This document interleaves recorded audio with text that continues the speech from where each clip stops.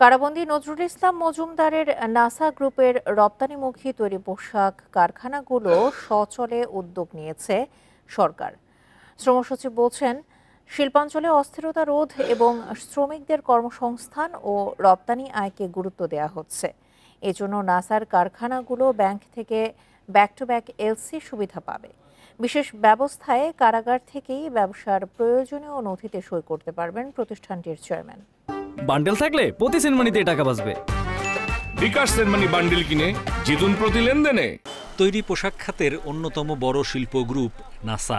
আবাসন ও ব্যাংকিং খাতেও তাদের ব্যবসা রয়েছে। নাসার শতভাগ রপ্তানিমুখী কারখানাগুলো 2023 সালে 4,580 কোটি টাকা এবং 2024 সালে 3,200 কোটি টাকার পণ্য রপ্তানি করেছে।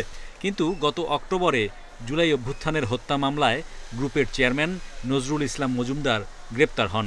তার বিরুদ্ধে বড় অঙ্কের অর্থ পাচারের অভিযোগও আছে। চেয়ারম্যান জেলে যাওয়ার পর নাসা গ্রুপের অনেক প্রতিষ্ঠান ঋণ পরিশোধে ব্যর্থ হলে খেলাপি হয়ে পড়ে। তখন থেকেই কারখানাগুলো বিভিন্ন ব্যাংক থেকে ব্যাক টু ব্যাক এলসি সুবিধা পাচ্ছে না। ফলে রপ্তানি বাজার থেকে সরাসরি ক্রয়াদেশও পাচ্ছে না তারা।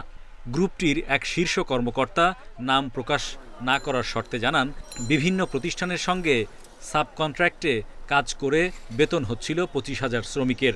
তবে আর্থিক সংকটে গত মাসের বেতন বাকি, বেশিরভাগ শ্রমিককে দেয়া হয়েছে ছুটি। শ্রম সচিব জানান, শিল্পাঞ্চলে অস্থিরতা ঠেকাতে নাসাকে সহায়তা করবে সরকার। গত রোববারে বাংলাদেশ ব্যাংক আমাদের সিদ্ধান্তের পরে তারা মিটিং করে আমরা সেই সাপোর্ট দিচ্ছি। এই সাপোর্টের মাধ্যমে তারা যদি এলসি খুলে তাদের ব্যবসাটা রান করতে পারে এবং সবগুলো কমপ্লেক্স ফ্যাক্টরি এবং তাদের অনেকগুলো ব্র্যান্ড বায়ার আছে, শ্রমিকদের আনএমপ্লয়মেন্টটা ঠেকানো, আমাদের শ্রমিক আনরেস্ট এবং আমাদের এক্সপোর্টটাকে ধরে রাখা, এটি আমাদের মূল তিনটি ফোকাস। গ্রুপের কিছু সম্পদ বিক্রি সহ প্রতিষ্ঠানগুলো সচল রাখার স্বার্থে নথিপত্রে স্বাক্ষর লাগবে গ্রুপ চেয়ারম্যান নজরুল ইসলাম মজুমদারের। শ্রম সচিব জানান, কারাবন্দী নাসার চেয়ারম্যানের স্বাক্ষর নেয়ার বিশেষ সুবিধা দিতে স্বরাষ্ট্র মন্ত্রণালয়কে আহ্বান করা হয়েছে।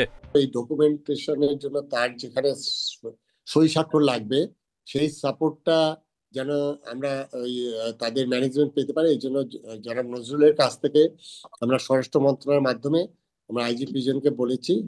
এর আগে সরকার বেক্সিমকো গ্রুপের শ্রমিকদের পাওনা মেটাতে এগিয়ে এসেছিল।